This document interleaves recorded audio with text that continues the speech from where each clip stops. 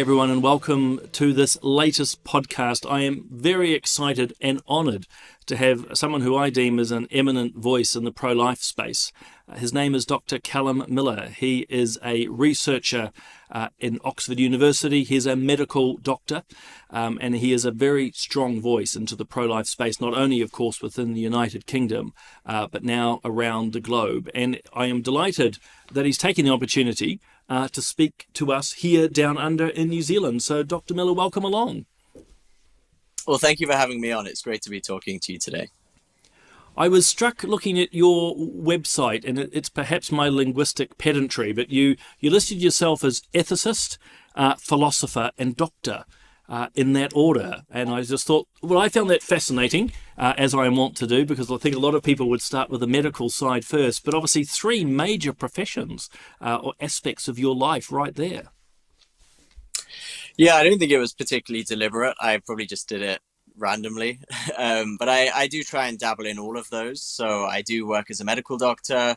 I am an ethicist and a philosopher, and increasingly moving into sort of public policy and law when it comes to my academic work as well. So I do a lot of public speaking and things as well. So yeah, I try to do as much as I can in different areas. But this topic obviously is one that combines, ethical, legal, political, and medical aspects. And so I've tried to incorporate all of those into the stuff that I write and the stuff that I speak about. I have to indulge myself for a second as a student of philosophy. Who are some of your key philosophical influences? This is not meant to be an interrogation. I just find this fascinating. It's a good question. So I think Richard Swinburne would definitely be one. He did a lot of work on the philosophy of science. This is going back to my days when I worked more in philosophy of science, which he was a big influence, particularly on probability theory and how science works and that sort of thing. And then, moving more into the pro-life space, I guess it was people like David Albert Jones in England, who's a professor of bioethics here. David Hirshenov is a great scholar in the US, Chris Kazor, Frank Beckwith. There are a number of people who've written fantastic stuff on this. So yeah, I try to keep it pretty diverse. Well, now your good self as well, because well published. And I think this is something I'm really trying to stress to those who are watching this little podcast today, is we have someone here who's not only an articulate voice, but a knowledgeable one. But part of your story, Calum, if I might be so informal down here in the colonies, how is it you came to the pro-life space? When you look up a little bit of your story and some of the work that you've done, you've described yourself as being a somewhat typical medical student. It was a couple of years ago who either didn't really ask the question or was more pro-choice, as it was termed, and yet now you become quite pro-life. Can you tell us a bit about that journey? Yeah, so my country, Northern Ireland is a bit different, but Great Britain, particularly England, is really thoroughly pro-choice. So only about 6 or 7% of people here say that they're pro-life or say that they think that abortion is something that is not the right choice or shouldn't be available. And so this was something that kind of took me by surprise. I never expected to be working in pro-life stuff. I went to medical school pretty much with the same views as anyone else in my country, which is that abortion should be allowed at the start of pregnancy, and once you get to the end of pregnancy, probably it shouldn't be. And like most people in my country, I thought that the limit should be lower. So we currently allow abortion up to 24 weeks, and I thought that's too late. Most people in my country think that's too late. It should be brought down a bit. But I didn't really have any problems with abortion earlier in pregnancy, which is when most abortions happen. And it was really a mix of things at university. It was reading the arguments, looking at the academic literature on the ethics side, seeing the reality of life in the womb, the reality of abortion, and the impact of abortion on a woman's mental health. And all of these things kind of came together, and debating it really thoroughly with friends and reading a lot, I really was just convinced by the intellectual arguments. It just made sense. And so I certainly didn't do it for popularity, because it lost me some friends and didn't gain me any, really. But it's something that I ended up being very passionate about. There was one particular time, it was actually in New Zealand. I did part of my obstetrics placement at medical school at Taranaki Hospital in New Plymouth. And we were doing a cesarean section at one. Well, we did a load of cesarean sections. They were quite common down in Taranaki, and we did a cesarean section on twin babies. And at this point, I don't know how many people listening have seen a cesarean or been through a cesarean, probably a number. But it's quite surreal. It's sort of quicker and simpler than you might think. You do, there is a part of it where you do just kind of pull the babies out. And so we had pulled the first baby out, and then the second was still inside. And it was kind of during that and reflecting on that experience that it was reinforced to me just how crazy this ideology was, that a baby who had just been born, that we had just pulled out of the womb, was a full human being with the full set of human rights, just like anyone else. And their twin brother or sister, who looked exactly the same, still inside the womb, and we could see both of them, that twin brother or sister had virtually no rights and certainly wasn't seen as a human being, as a person with access to all the human rights that everyone else has. And so having seen that there was no real difference whether the baby was inside or outside to what the baby fundamentally was, that just reinforced to me that birth really doesn't change anything. You're a human being wherever you are, no matter how developed you are, no matter whether you're inside someone else's tummy or outside someone else's tummy. It really doesn't make a difference to what you are and therefore what rights you have. I remember it's not a philosopher or ethicist, but it's one of the activists in the United States that talks about the supposed miracle of the birth canal, that somehow, as you've just articulated through the caesarean section, prior to birth, no human rights. But that, again, she's slightly tongue-in-cheek, but the process all of a sudden of birthing endows you with rights, which doesn't seem to work quite well. So I know one of your central arguments, a moral imperative, if you will, is that what is being born as a baby is a human being. In fact, and I hope I'm not presuming your own thoughts here, so let's tease it out, but from the moment of conception, it's a human being, and there's therefore a moral imperative, rather than as often people talk about, and you touched on it, this choice argument. In other words, in abortion discussions here, as I suspect in the UK, so much is prefaced around choice. And yet, if that's, in my own words here, is secondary or tertiary to the very fundamental point, this is a human life. So is that something that you particularly explore, or thoughts on that? Yeah, I try to look at this, and I've probably always looked at it through the issue of human equality, because I think this is something that has challenged a lot of philosophers and ethicists to try and understand human equality, where it comes from and what its basis is and who is entitled to it. You would think it's obvious that it's humans that are entitled to it, but that's increasingly challenged in today's world. So particularly my main article on the sort of core ethics of abortion is just called Human Equality Arguments Against Abortion. It's in the Journal of Medical Ethics. And it basically says, if you look at the justifications for human equality, you try to think, what is it that every human being has in common to the same degree?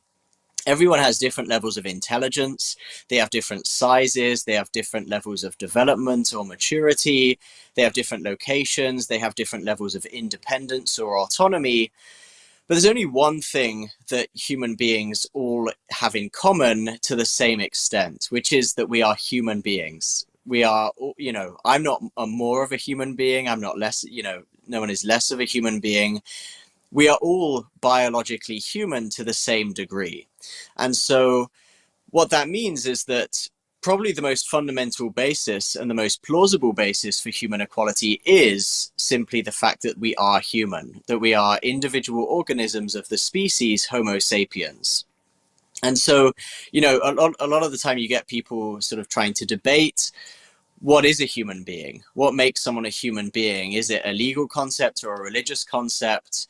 And we actually have a very clear scientific or biological understanding of what human being actually means. It just means that you are an individual organism of our species. It's a very clear biological concept. And so then, if human equality depends on being a human being, and if being a human being is just a biological concept, then biology should be able to tell us, when do human rights start, when do they end, and who is entitled to them? Because biology can tell us is something, an individual organism of the species Homo sapiens. And when it comes to the embryo or the fetus, at least, the ones from our species, biology is really clear that an individual human organism begins to exist at fertilization. When the sperm meets the egg, they get the full genetic component from both mother and father, and it launches an entirely new developmental pathway that results typically in an adult, fully mature, developed human being. And so this was something that, I learned at medical school, and I was kind of surprised when I later found out that in the ethical space, people started doubting, when does human life begin?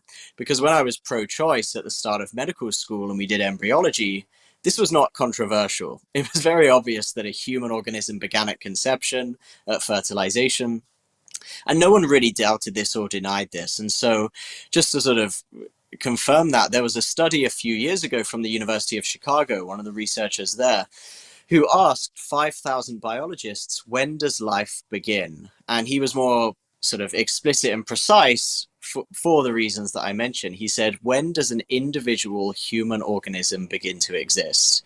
And 95% of them said fertilization. Now, he went over, their political views on abortion, and more generally, he found that many of them were liberal, many of them were pro-choice. A significant number were very pro-choice, according to themselves. And yet still 95% of the biologists agreed that a new individual human organism begins at fertilization. So this isn't something that is really significantly debated in science. This is taken for granted, and it's a widely agreed fact. The only question is, does every human being have the right to life and have equality with each other, or only some human beings? And what I suggest is that if we really take the idea of equality seriously, we have to say that every human being is equal, and that has to include human beings in the womb as well. Well, it won't surprise you in full agreement. I mean, if I look, you'll know it better than I. You're the better trained ethicist, but we have a shocking human history of taking groups of humans and making them others. It's always the first step, is to make someone an other or not really human like the rest of us, and it leads to terrible, terrible outcomes.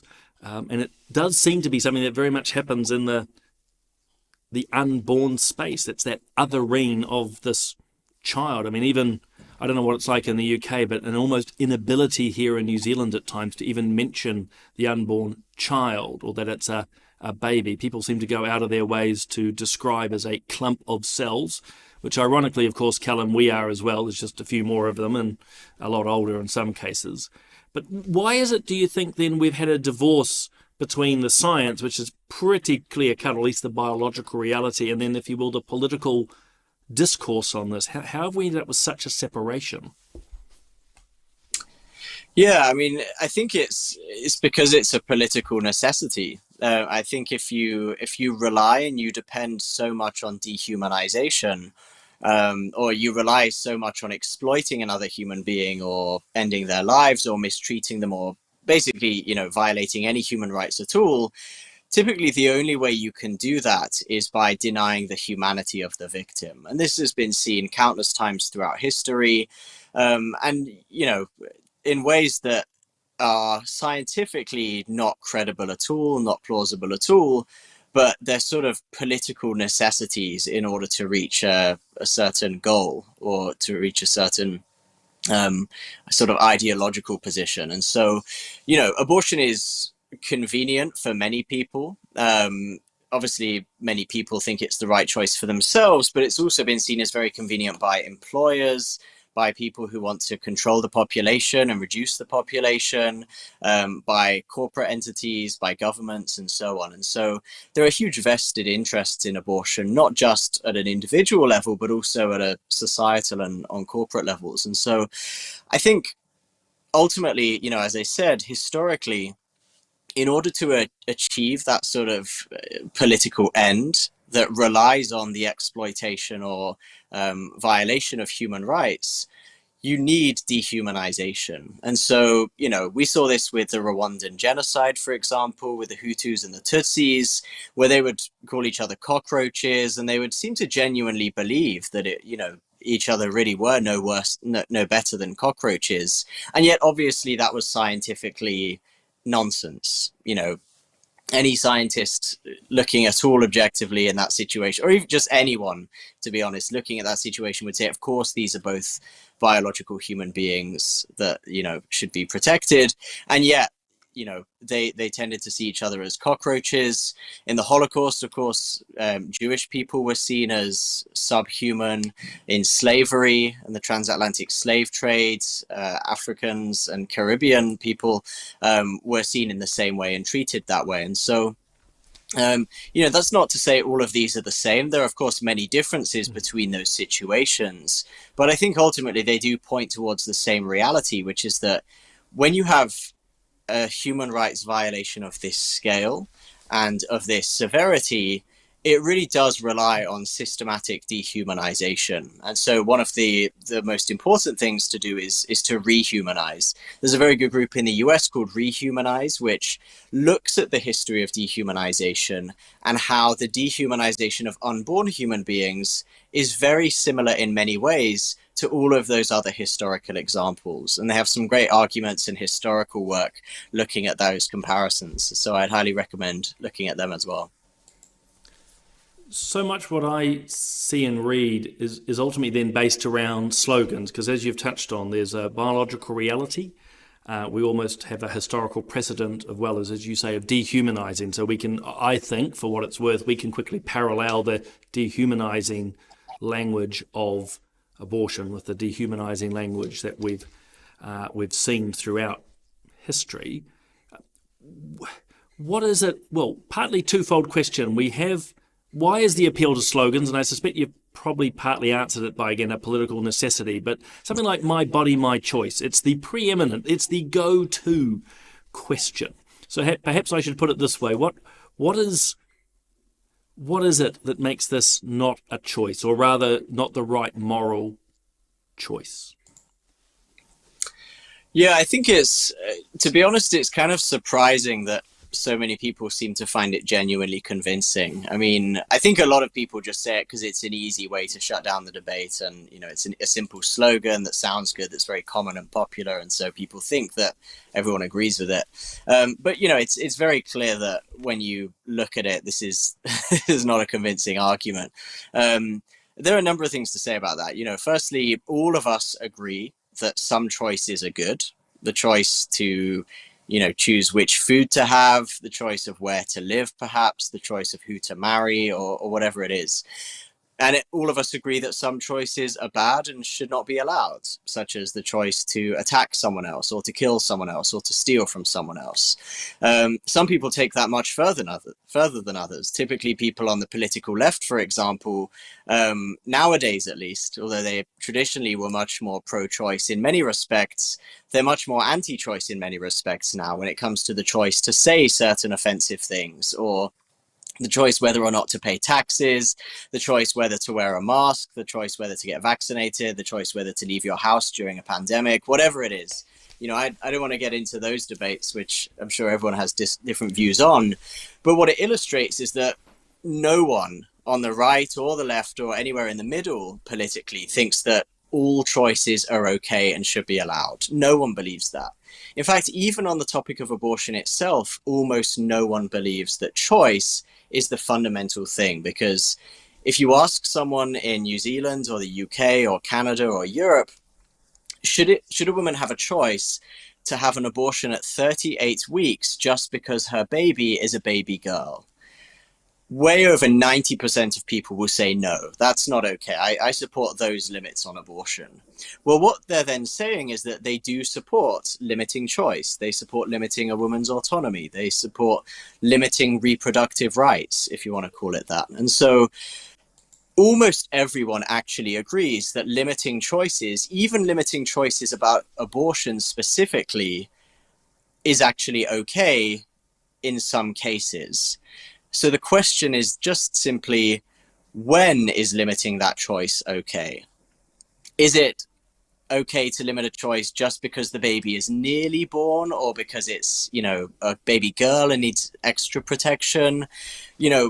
many people will give different answers. Some people will say abortion should be banned after 12 weeks because after that point, it's a human being or it looks like a baby or something like that. And so everyone is saying that at some point in pregnancy or for some reasons in pregnancy, something takes precedence over the woman's autonomy, even if it's just, really at the very end of pregnancy for some extreme reasons. Everyone says that there is something that outweighs that choice. Pro-lifers, in my view, just make that consistent.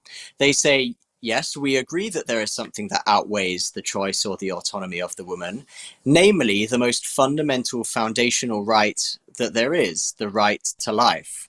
But of course, the right to life begins when life begins and when a human being begins. And so we simply say, much like everyone else, we agree with some limitations on abortion. We believe that some choices should be limited. We just take it further because we're consistent and say that every human being that has the right to life needs to have that right protected, which means that the choice to end a life really isn't a valid choice at all. Just I guess to summarize, we all agree in some choices, which food to eat, who to marry, etc. We all oppose other choices, like whether to shoot someone or steal or kill or whatever. And the fundamental question, therefore, is which of those choices is abortion more like? Is it more like choosing what to eat or who to marry? Or is it more like whether to end a life or to steal from someone or whether to attack someone? And I think when we think about what abortion actually is like, and when we think of how abortions are done, and when we think about who abortions are performed on, I think the answer to that actually becomes pretty clear. Obviously, we're in agreement. I mean, the two words that often come to my mind, you've used one of them, which is consistency. The other for me is obviously the opposite. It's arbitrary. And I suppose that's one of the critical elements is to me, rather to you as the ethicist, that if you don't accept that life begins at fertilization, it then becomes arbitrary where you choose to draw the line. As you say, some people will attempt, and it's not unreasonable, in my opinion, to say, look, it's 6 weeks, 12, 20, but it is arbitrary. And why I'm drawing it out is we've ended up, certainly in the New Zealand context, Dr. Miller, that we now accept, if you will, abortion after birth. It's happening in Australia too, maybe in the United Kingdom, but if a baby is born via a botched abortion, they will be left to die because of the request of the mother, primarily. And so now we've, if you will, breached, I would suggest, and by the way, push back on any of this, but we seem to have now made it so arbitrary that actually a baby born can also have its life terminated. So I don't know, any thoughts on that? Is this a logical outcome of being arbitrary, or is it again coming right back to that central notion, if you don't have a moral imperative of when life begins, then you can take life at any time?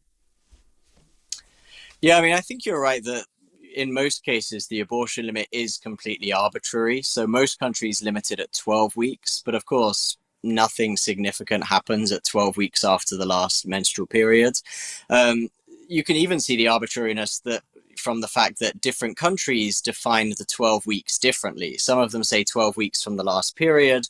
Some of them say 12 weeks from conception, which is actually 2 weeks later. It almost doesn't matter like what the 12 weeks actually refers to or what supposedly happens in pregnancy or in the fetal development at that point. What matters is that 12 weeks sounds very early. It's what most countries have encoded in their law. And it's something that, sounds perfectly mainstream and moderate and reasonable. But of course, nothing significant happens either at 12 weeks after fertilization or 12 weeks after the last period. And so likewise, laws going up to 20 weeks, nothing significant happens at 20 weeks after conception.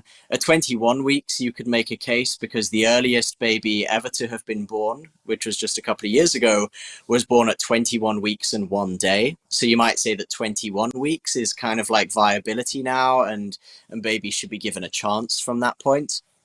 But I don't know of any country in the world that sets a limit at 21 weeks, even though viability is often cited as the reason for when a baby gets human rights. And so Mostly those limits within pregnancy are extremely random. I would actually say that when it comes to afterbirth abortion or infanticide, whether that's active infanticide, which is still illegal in almost every country, or passive infanticide by just leaving newborn babies to die, I think this actually arises from a more consistent worldview rather than an arbitrary one. And the reason I say that is because if you really believe what the abortion advocates and philosophers say, which is that human beings only get value when they are, rational or autonomous or self-aware or something like this, well, many of those attributes only really come to fruition well after birth. And so, you know, people like to say, well, the fetus isn't really self-aware or rational or autonomous, but children are. Well, that sort of misses the fact that there's a big gray zone in between. In the first few years of life, there are a lot of things that children can't do, and there are a lot of intellectual abilities that they don't have. And so, if you really do believe that our worth and our value and our human rights are based on what we can do and based on our intellectual development and our, cognitive maturation, then I think you have to say that abortion is even okay after birth, maybe even up to a couple of years after birth. And that's exactly what some philosophers have argued for. And so in that sense, I think people moving back towards infanticide, we've kind of come full circle. The Romans did it, the Greeks did it, because they said these are not sort of rational beings. They're just children. They're kind of like animals. We can kill them. We're basically coming back to that view now, which is really a very consistent one, but of course it's a very horrifying one. And therefore, the fact that it shows consistency and yet is still such a horrifying consequence should point us back to the fact that the premise is wrong. If you apply the premise consistently that human value is based on our intellectual abilities, and it leads to that kind of result, then maybe we should reconsider the premise and think whether human value is based on something else instead. Yeah, well, I think that's really important for the viewers to understand that, yeah, we can have consistency in all sorts of arguments, but if the consistency of your thought, in this case, I'd said to you off camera, I'd end up mentioning Peter Singer. So he's the, as you will know, but some listeners might not, an Australian philosopher and ethicist who says that actually children for a good number of months, if not longer, can be terminated because there's a lack of rationality amongst other things. So it's consistent, but as you say, if you apply that consistency and it brings out what are effectively horrifying outcomes, you go, we've started in the wrong place and perhaps another consistent approach is better. The 2 points on that, if I might. I mean, one, of course, if you're going to apply the rationality argument, I've dealt with a lot of people at the end of life whose mental capacities, along with physical capacities, have gone, and not going down the euthanasia rabbit hole, but we're in that space now because we've gone, well, they're not really human anymore. So we're applying that reasoning of irrationality at birth, but we're now also applying it at the end. But I wonder too if there's a further insidious argument we haven't touched on, which is your value or mine or that of the babies is really only based on the desire of another. In other words, if the parent or parents don't want you or don't see value in you, you can be removed. Is that something you've come across or thoughts on that? I think that's right. And there was a horrifying advert for euthanasia I saw a few months ago where they were basically using the rhetoric and the argument that my loved one actually died many years ago. Saying that this person who has dementia is already dead because of their limited intellectual life. And so this was, you can easily imagine what sort of excuse that, becomes a justification for doing. It's saying this person is already dead. Well, then what's wrong with killing them? Why should there be any obstacle to killing them? There's nothing wrong with killing dead people because it doesn't change anything. And so the advert was rightly kind of horrendously attacked, and I think it might have been withdrawn. I don't remember for sure, but it certainly didn't go down well because most people who care for a loved one with dementia obviously don't think that their loved one is dead. That's why they're still caring for them, loving for them, showing them photos or feeding them, or whatever else it might be. All of us realize, and I think it's a good example, that when someone has dementia, they're not dead. They are extremely limited in many cases in what they can do and what they can remember. And their personality can often change in ways that are very difficult for people around them to handle and to come to grips with. But it doesn't mean that the person is gone or that they're dead or that we can end their life. And so ultimately, I think what this comes down to is that it's an instrumental view of human beings and of human value, which says that human beings are valuable insofar as they can do something, whether that's contributing to society or contributing to me as a relative or as a mother or a child, or whether they're contributing even just to their own life, whether they have certain abilities to be happy or to feel pain or whatever else it is. Ultimately, this is a view that says human value is based on ability, and it's an instrumental view. And that is fundamentally at odds with the tradition that we have in most of the world, in fact, that human beings are inherently valuable, not because of what they can do, not because of how much happiness they bring to other people, not because of how useful they are to society, but because of what they are. Human beings are inherently valuable, not instrumentally valuable. And I think the move towards the instrumental value, saying that human beings are not valuable in themselves, they're only valuable as a means to an end, is both the sort of ultimate rejection of ethics and of human rights and human value, and at the same time is very clear that that is exactly what is leading to the idea that you can kill someone in old age if they're not contributing enough, or you can kill someone before birth if they're making life too difficult for whoever it might be. It just freaks me out, to use a very non-philosophical phrase. It completely freaks me out that we are seeing, particularly in Western countries, I think, a move towards that more instrumental, utilitarian view. And I encourage viewers and listeners to just think about that for a moment of, if we do head down that line, who are the people making the decisions of who is of value, who has instrumental benefit or not? I mean, another couple, if you don't mind, a couple of quick questions, because I'm very conscious of your time. We do have piles of inherent contradictions within particularly the pro-choice side of things. So as we've touched on, they don't see at times value in the human child, and yet spend millions of dollars, or certainly governments do. So I'll use New Zealand, as an example. I'll simplify it. New Zealand has abortion legally available up to birth. But at the same time, we spend millions and millions of dollars advertising to pregnant women that they shouldn't drink or smoke. And then I was reading in the BBC the other day celebrating surgery in utero, particularly around spina bifida.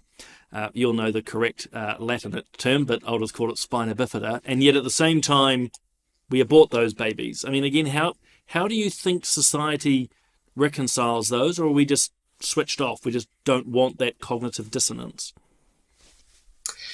I think it reveals an incredible ability to live in contradictions and to have that sort of cognitive dissonance. I mean, we a few years ago saw that the British Pregnancy Advisory Service, which is the biggest abortion provider in the UK, was publishing posts on their Instagram about Baby Loss Awareness Month, about women who have lost children to miscarriage. And it's sort of interesting, given how much effort goes into dehumanizing, into using euphemisms and so on. At the same time, the largest abortion provider in the UK felt so confident in people's ability to have contradictory beliefs, and they felt so confident that people could have that cognitive dissonance, that they were willing to talk about Baby Loss Awareness Month on their social media without worrying that this would actually humanize the baby and make people think twice about abortion.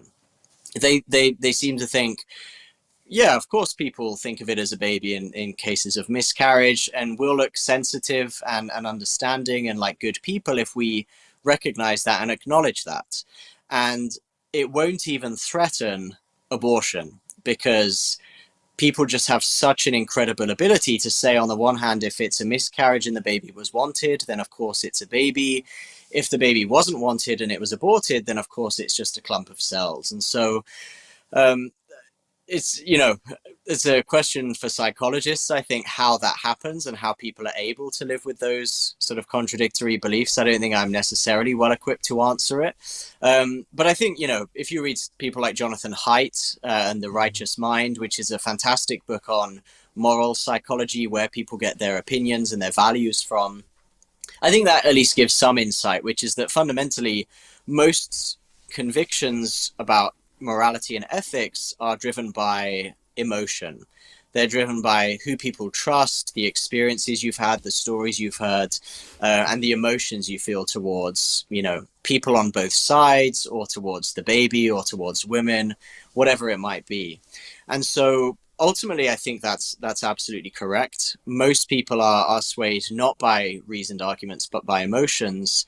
And that means that, of course, pro-life people have to think carefully about how they frame their arguments and whether they're paying full attention to human beings as human beings who are not just autonomous intellectual sort of agents, but they're human beings who laugh and smile and cry and rage and so on. So I think, this is a hugely important insight from Jonathan Haidt, which is that we need to be engaging the emotions as well as the reasoned arguments. Now, I think what the other side does is they use emotions instead of reason, and even at odds with reason. And we should never do that, because we should be speaking truth. We should be speaking consistently and logically and with the facts on our side, because they are on our side. But that doesn't mean that we can't use emotions as well. It has to be both, because people will respond to both. And if the emotions are not a distraction from reason, but a signpost towards reason, then I think we can use them in a way that is honest and that is sincere and that turns people towards the truth. Yeah, you've said it far more articulately than me, but I always see if you're only reasoning or only emoting, you're it's a form of a fundamentalism, and it doesn't work so well. It's about bringing them together. So on that, so it's the exception. I was always trained never to argue from exception, but within the pro-choice space, much is made, obviously, the terrible situations around rape or children with terrible disabilities, and that's often put forward to justify abortion as a whole. I wonder if you've got some quick comments on that would help listeners to understand the nature of the argument and perhaps how to push back against it. Yeah, I think there's so much to say, and it's difficult to capture it all in one small segment. I think the first thing to say is, look, we all agree that rape is a horrendous thing, that no woman should ever go through that. Women don't deserve it. And we need to do a much better job of preventing it, and then making sure that people are held accountable for it as well. And when you look at conviction rates, they're horrendously low. And so I think this is something that we have to find common ground on and work towards preventing it and holding people accountable if it does happen much better. And we can all have common ground on that. But the question when it comes to abortion is, or there are two questions. One is the question we've already discussed, which is this a human being? If it's not, then it doesn't matter. But if it is, then does it become less of a human being and have less rights because of how it was conceived or who the father was? And I think all of us have to say no. If there was a 3-year-old child who was born and they were conceived in rape, and say that it was only at 3 years old that the mother realized that the child began to have, features that resembled her abuser, we would feel sorry for the mother. We would think, if she really can't tolerate living with the child or seeing the child, of course, adoption should be an option. And, she shouldn't be forced to take care of the child necessarily for the rest of her life. But no one in their right mind would say she should just be able to end the life of the child, because we would all agree this is a child with human rights, and it doesn't matter how they were conceived or who by. This is a child that needs to be protected. And so I think part of the problem is that with the exceptional cases and the extreme cases, we jump past the core question, which is this a human being? And we have to wrestle with that seriously. But at the same time, there's a second question of, would this actually help the woman? And would a woman actually help be healed by having an abortion in this circumstance? Now, there is no magic answer in this situation. And we're lying to women if we pretend that there is. There's nothing that can be done, not abortion, not going through the pregnancy, not therapy. There is nothing that can totally remove the trauma and cancel what happened. The woman will always have to deal with the trauma and with the pain of that abuse, and will have to go through that and will have tremendous grief regardless of what happens with the pregnancy. So abortion isn't a magic solution, neither is continuing the pregnancy. But we can look at the evidence and we can ask women their own experiences and see what they say. And in general, we know that having abortion is worse for a woman's mental health. It causes higher rates of anxiety, suicide, drug abuse, alcohol abuse, and so on. But also, even in the specific case of sexual violence, when we ask women in this situation who had abortions and who kept the baby what they think the right decision was and how they were impacted by those choices, we actually see a pattern of answers that is very far removed from the standard pro-choice narrative. Because there was a study of about 200, 300 women done a few years ago of women who became pregnant as a result of rape. And about half of them had the baby, about half of them had abortions. And what they found was that the women who had abortions said, yes, in some cases it was the right decision, but in many cases it wasn't the right decision. Many, many women said this didn't do anything to get rid of the trauma. It didn't do anything to get rid of the grief. All it did was add a second trauma to the victim and a second victim to the crime. Whereas by contrast, women who had the baby, I think there was not a single woman who regretted having the baby in that situation. And that's not to say it's easy. It's not to say it's a trivial matter, just have the baby and everything will be fine. But it is to say that not a single woman regretted it. And they said, this was the one thing that got me through the trauma. This was the light at the end of the tunnel. This was the life among so much death and destruction. This was hope in a place that was just full of despair. And so you don't have to take it from me. And I totally understand if people listening don't take it from me, because I'm a man. I'll never be, never go through this for obvious reasons.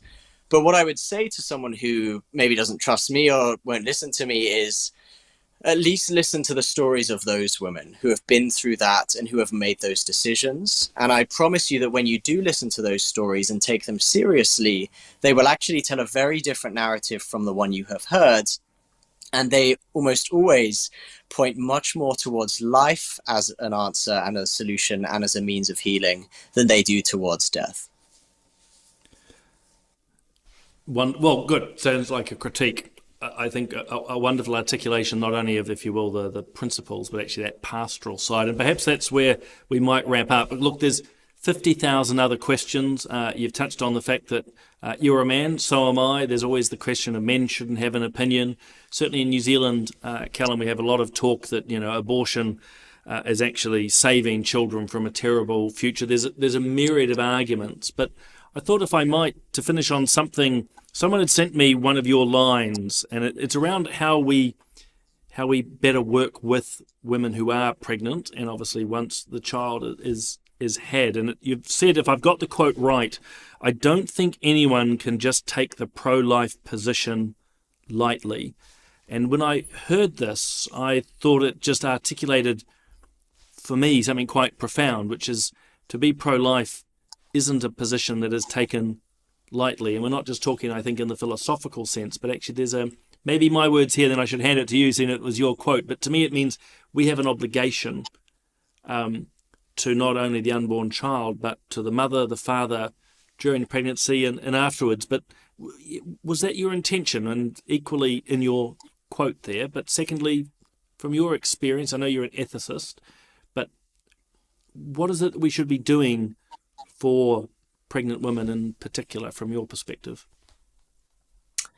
Yeah, I think I'd say two things here. One is that I think we should be careful not to unfairly malign the pro-life movement and sort of concede more ground than we need to. And what I mean by that is, In the US, there are 3,000 pregnancy centers who have devoted countless, hours of volunteers' time, of staff time, billions of dollars over decades, simply to helping women keep their babies if they want to. And this is a huge effort that has given, billions of private people's own money given to these charitable organizations. Each center, I think, on average has about 30 volunteers and about 5 paid staff. They help women not just during pregnancy, but also after pregnancy, during early childhood, and so on. And some of them go much further into childhood and into the teenage years even. So I think we should be careful not to sort of agree that, we're not doing a lot already. Particularly the Americans get this critique really badly when they're the ones actually doing the most. And so we should commend people who are maybe in the pro-life fight, who have been working for years on this sort of practical help for mothers and fathers and children, especially if we haven't been involved ourselves in giving that. I meet a lot of English people who say, yeah, I'm pro-life, but I don't like the way the Americans do it when they don't care about the child. When the reality is the Americans are the ones putting billions of dollars and time, millions of hours of time into actually doing this. And the person making that critique has almost never spent more than a minute in a pregnancy center or, working for an organization like this. I don't think we should concede too much ground because, frankly, even if pro-lifers never did anything, that wouldn't change the fundamental reality that there is a human right, the right to life, that is at stake and that should not be violated. I don't have to solve all of the world's problems in order to say that you should not end another human being's life. There are many problems around the world that I'm not solving, that I cannot solve, that I can't solve because I'm doing too many other things, hopefully for the good of the world. And yet I can still say honestly, sincerely, and reasonably that, people shouldn't be killed in Gaza or Israel or Sudan or wherever else it is. And so all that to say, I don't think we should be overly concessionary or apologetic about this, because I think it's often used as a hammer to bash the pro-life side. And actually, I think it's often used unfairly. We need to get the facts out that the pro-life movement is actually doing a huge amount already. But all that to say, of course, we can always do more. And certainly outside the US, we can do a lot more. The US sets a great example with those 3,000 centers. And I think it's hugely important. I wasn't convinced of the pro-life perspective because of religion, but I happen to be a Christian. And when you look at the early Christian attitude towards abortion, it was and infanticide, because they were the same thing in the ancient world. It was actually remarkable just to see exactly what they did. Pretty much as soon as Christians got political power in the Roman Empire, they banned abortion and infanticide together. They said, these are human beings made in God's image. We cannot kill them. At the same time, long before they got that political power, and even as they continued having political power, they said we also have to care for the woman and care for the family and care for the child.